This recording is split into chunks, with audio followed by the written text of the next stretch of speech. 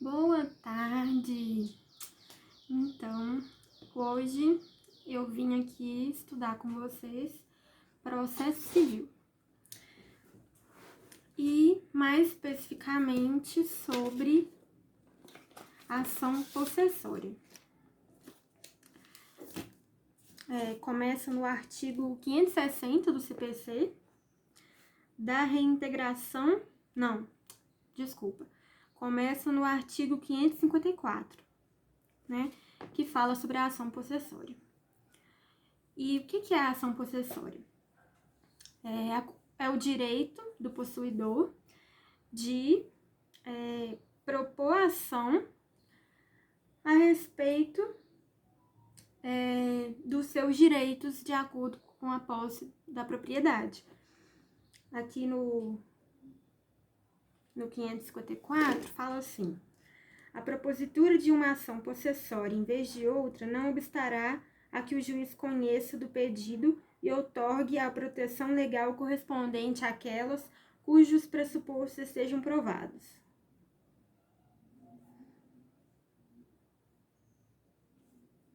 Então,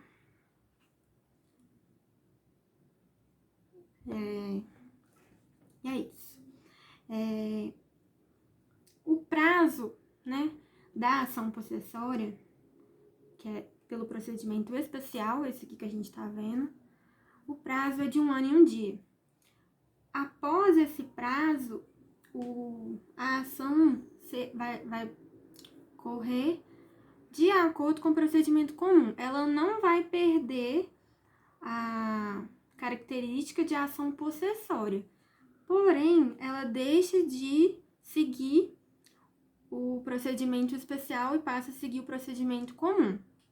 Aí, tem aqui sobre cumulação de pedidos do autor, né? Além do pedido possessório, que ou foi esbulhado ou foi turbado, ele pode pedir, né, caso convenha e seja de seu interesse, ele pode acumular pedidos, como, por exemplo, a condenação em perdas e danos e a indenização dos frutos perdidos, né? Se ele usava ali a propriedade para alguma coisa. A ação possessória, o que é designada? Imposição de medida necessária. E ela pode ser de duas características. Ela pode ser para evitar uma nova turbação ou esbulho e para cumprir tutela provisória. Que aí a gente vai falar mais para frente sobre a manutenção e a reintegração de posse e o interdito probitório. E é isso. Um artigo importante sobre a ação possessória é o 559, que fala sobre a caução requerida pelo réu. Olha aqui o que fala. Se o réu provar em qualquer tempo que o autor provisoriamente mantido ou reintegrado na posse carece de idoneidade financeira para, no caso de sucumbência, responder por perdas e danos, o juiz designar-lhe-á o prazo de 5 dias para requerer caução, real ou fidejussória, sob pena de ser depositada a coisa litigiosa, ressalvada a impossibilidade da parte economicamente hipossuficiente. Vai falar sobre a caução, quando o autor não tiver condição financeira e o réu souber ou tiver como provar isso. Então, é basicamente isso. Prazo para ação possessória, 1 ano e 1 dia, após a data que ocorreu o vício pelo réu. Por exemplo,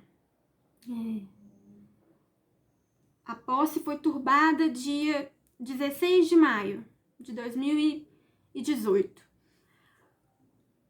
1 ano depois, 16 de maio, até o dia 17 de maio de 2019, o autor, no caso, o sujeito que tem a posse direta ou indireta, ele pode ajuizar a ação possessória. Passou dessa data, ela vai continuar tendo a característica de ação possessória, porém, ela vai correr como procedimento comum, vai deixar de ser procedimento especial. Então, é isso. Agora, os resuminhos, né? É sobre a manutenção e reintegração de posse, a partir do artigo 560. O que é isso? O que é a manutenção ou reintegração de posse? Exercida pelo autor. No caso, o possuidor, direto ou indireto do propriedade, né? O que é? É o direito do possuidor ser mantido na posse em caso de turbação ou esbulho. A manutenção, ela vai servir quando houver turbação. E a reintegração, ela vai servir quando houver perda da posse, né? Então, vamos ter aqui duas possibilidades. A manutenção de posse e a reintegração de posse, né? Isso. É dever do autor alegar, né? Os 4 requisitos. Ele tem 4 requisitos que ele precisa provar e alegar para ajuizar a ação. Quais vão ser esses? O primeiro, a sua posse, ou seja, ele tem que provar que tem posse, né, no local. A segunda, tem que provar a turbação ou esbulho que foi praticado pelo réu. Tem que, né, especificar o que foi que aconteceu, qual foi a modalidade. Ele tem que especificar o que aconteceu, o vício cometido pelo réu. A terceira, ele tem que indicar, né, provar a data dos fatos. Para que serve a data dos fatos? Por causa que a ação possessória, ela tem prazo, 1 ano e 1 dia. Por isso que o autor deve provar a data. Porque se passar de 1 ano e 1 dia, aí o procedimento vai ser comum. Para isso que precisa provar.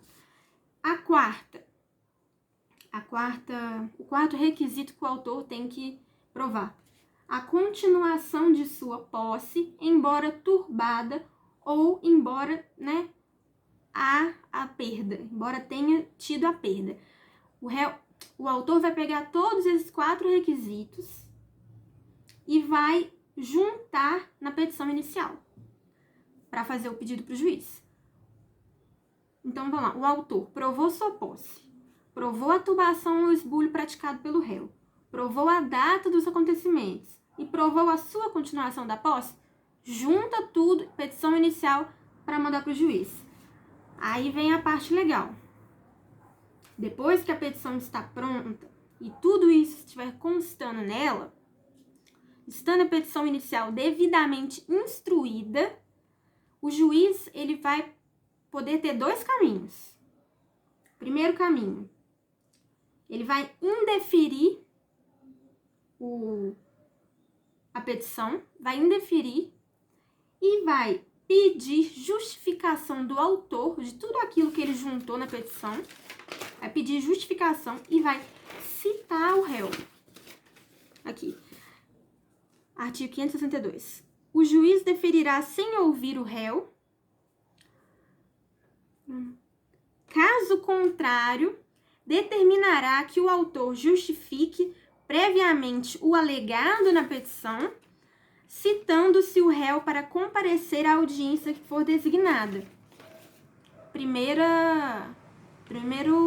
caminho do juiz: indeferir, pedir justificação dos autos e do que está provado na petição, né? E citar o réu para participar da audiência. Beleza. Isso, procedimento do indeferimento do juiz pela petição inicial. Agora, segundo, deferimento. O juiz deferiu a petição. Bacana, deferiu. A partir do deferimento, já tem a expedição aqui. E o juiz deferirá sem ouvir o réu. Ou seja, ele não quer saber, não quer nem saber a parte contrária. O juiz deferiu a petição. A expedição do mandado liminar de manutenção ou de reintegração. E é isso. O juiz deferirá sem ouvir o réu. Estando a petição devidamente instruída, o juiz vai deferir e já vai expedir mandado liminar de seja a manutenção ou a reintegração de posse que o autor pediu. Vai deferir? Beleza. Vou expedir mandado liminar porque você me pediu manutenção, porque foi turbação que aconteceu. Beleza, vai expedir mandado liminar de manutenção. Ah, não, mas ele pediu reintegração de posse, porque ele teve a perda da posse. Beleza, o juiz vai deferir a petição inicial devidamente instruída e vai expedir mandado liminar de reintegração, ou um ou outro. Tranquilo, é isso aí. Agora, sobre as pessoas jurídicas de direito público, né, que ajuizando a ação para o juiz de ação possessória, manutenção e reintegração de posse, se for pessoa jurídica de direito público, o juiz não pode simplesmente deferir. Beleza, está instruída? Não pode. Em caso de pessoa jurídica de direito público, é o parágrafo único do artigo 562, prévia audiência dos respectivos representantes judiciais, ou seja, vai juntar todo mundo em audiência. Os representantes judiciais que estiverem constados na petição, nos autos, o juiz vai convocá-los para audiência. E todos os representantes judiciais devem ser ouvidos, ou seja, a parte autora e a parte contrária. Ambos vão ser ouvidos. Né? É isso. Aí agora aqui, ó, eu fiz um esqueminha bonitinho com os prazos. Aí agora eu vou ler esses aqui, que assim fica mais fácil, né? Então, beleza. Petição inicial pronta. Juiz indeferiu. Indeferir, eu quero a justificação de tudo que você citou aqui, tudo que está nos autos. Beleza. O juiz vai indeferir, vai pedir a justificação do autor, vai citar o réu para participar da audiência. Depois que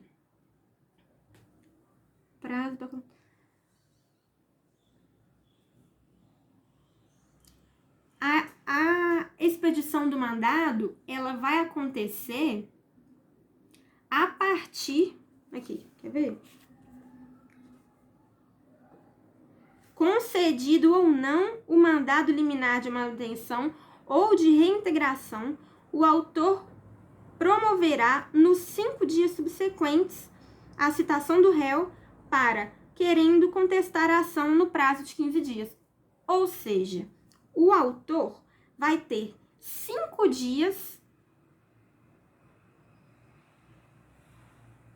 né? Após acontecer a audiência de justificação do autor, com o réu participando da audiência, né? 563. Considerada suficiente a justificativa, o juiz fará logo expedir mandado de manutenção ou de reintegração. Considerou a justificativa boa, né? Foi... Como é que falou aqui? Suficiente, a justificação foi suficiente, a partir daí, né? A partir disso, já pode acontecer a expedição do mandado. Mas não acontecendo ou não a expedição de mandado, após a justificativa suficiente, o autor já tem 5 dias para citar o réu. Porque o réu vai ter 15 dias para apresentar a contestação, né, para não ser revel. Então, ele tem 15 dias, ó.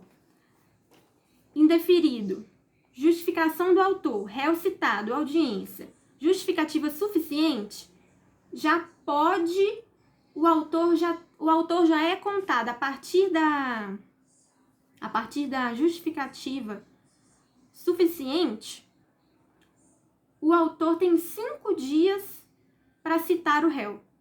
E o réu vai ter 15 dias para apresentar a contestação. Beleza? Assim ficou mais fácil. Esse é o papel do, né, o esquema indeferido. Agora, a petição inicial, caso seja deferida pelo juiz. O que vai acontecer? É mais simples o processo. Foi deferida? Expedição de mandado liminar, né? Tanto ou de reintegração ou de manutenção. O que já aí no caso a expedição já sai, né? Deferiu expedição. O autor vai ter 5 dias também para citar o réu. E o réu vai ter 15 para apresentar contestação. Beleza? Então é isso. Deferido, expedição, mandato liminar. O autor tem 5 dias para citar o réu. O réu tem 15 dias para apresentar contestação. Agora, intérito probitório. Esse é bem mais simples, bem resumido. Tá no artigo 567 do CPC. E o intérito proibitório é uma medida cautelar requerida pelo possuidor, ou seja, pelo autor, de toda forma. Até então, nós podemos ver que a única coisa que pode ser requerida pelo réu é a caução, né? No caso da ação processória. O possuidor, direto ou indireto, pode requerer ao juiz que o segure de turbação ou esbulho futuros que ainda não aconteceram, mediante mandado proibitório que se comine ao réu determinada pena pecuniária caso transgrida o preceito. Entendeu? É isso. É uma medida cautelar. Não aconteceu esbulho ainda, não aconteceu turbação ainda, mas o possuidor, ele quer se proteger, ele quer proteger seu bem, quer proteger sua posse. Então, o que ele vai fazer? Ele vai requerer ao juiz isso, que o assegure de sua posse. Né? O juiz vai apresentar mandado proibitório que vai, de certa forma, proibir o réu de fazer isso, ou seja, já, né, uma medida cautelar, tá proibindo que isso aconteça no futuro. E aí, por causa desse mandado proibitório, o réu, se o réu chegar a fazer isso, gente, esses remédios aqui é porque eu tô doente, tá? Agora que eu reparei, doente, mas a gente não consegue ficar sem estudar. Beleza. Mandado proibitório. Isso, caso o réu venha fazer, venha descumprir esse mandado proibitório, ele vai arcar com como é que é? Pena pecuniária. Multa, né? Ele vai ter que arcar. Então é isso. É uma medida cautelar, o intérito proibitório.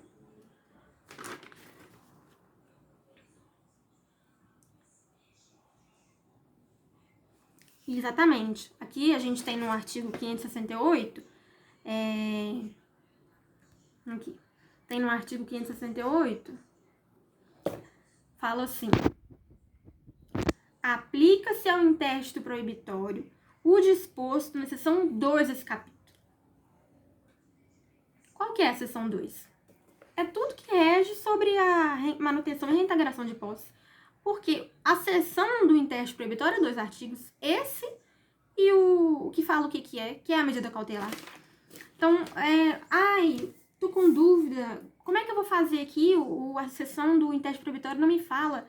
O artigo 568 tá aqui para isso. Aplique-se ao intérito proibitório o disposto na seção 2 desse capítulo. A seção 2 é o quê? Manutenção e reintegração da posse, ou seja, o procedimento é o mesmo, né? Deferiu, indeferiu, chama o réu, é o mesmo. Né? Aí aqui o 67 fala assim: o possuidor direto ou indireto que tenha justo receio de ser molestado na posse. Ou seja, ele tá vendo que tá acontecendo alguma coisa, ele tá prevendo, né? Ele tá com receio de que vai acontecer alguma coisa. Opa, quero guardar minha posse, né? O que eu vou fazer? Tô vendo que pode acontecer a qualquer momento. Intérito proibitório, né? Vai requerer ao juiz que assegure seus direitos. Ele tem um direito, né? 560 fala isso, o possuidor tem direito a ser mantido na posse em caso de turbação e reintegrado em caso de esbulho. Aí, ele tá vendo que vai acontecer? Pra que deixar acontecer? Interdito proibitório. Aí, o réu vai ter que arcar com pena pecuniária se ele descumprir. Entendeu? É isso. Por hoje é só, né? Dá uma lida no 554 até o 568, que assim, explica direitinho. É só ler que tira todas as dúvidas. Um beijo pra vocês e é isso.